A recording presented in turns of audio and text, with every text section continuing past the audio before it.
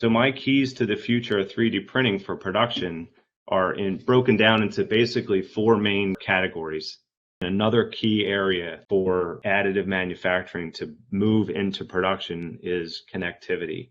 So connectivity is kind of industry 4.0. What does it really mean? And there's a lot of different aspects of connectivity when we talk about it. 3Year Mind has a great system where they have this part identifier, so they can come into a large company, and then just go through their database of files to find out which parts within their network lends itself to being produced with additive. There's different algorithms they have built into it, and it filters through all of their different parts and has the ability to weed out different parts to find out which ones identify well for production with additive. There's other companies with MES systems, so manufacturing execution systems.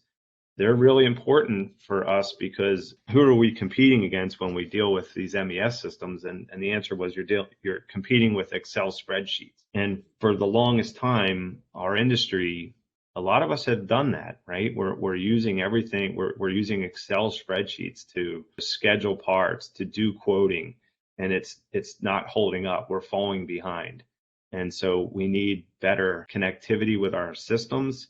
And we need the ability to schedule and track projects much better. Even seeing the supply chain disruption that we had, that was a big issue when we had COVID. And if we had this connectivity, we could see different people's capacities and do more with distributed manufacturing. So we could tie into, this company's capacity and see, hey, they're down in this area. We could put parts over there, or we could put parts over here.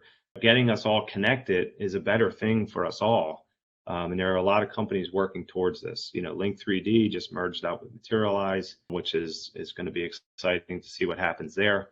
Digifabster is another company, and Authentize as well. And it's also good if we start looking at predictability of machines, predictability and preventative maintenance. The biggest thing that we're having trouble with right now, I think, in the industry is allowing the OEMs of these machines to allow these systems to tie into them, to pull this data out.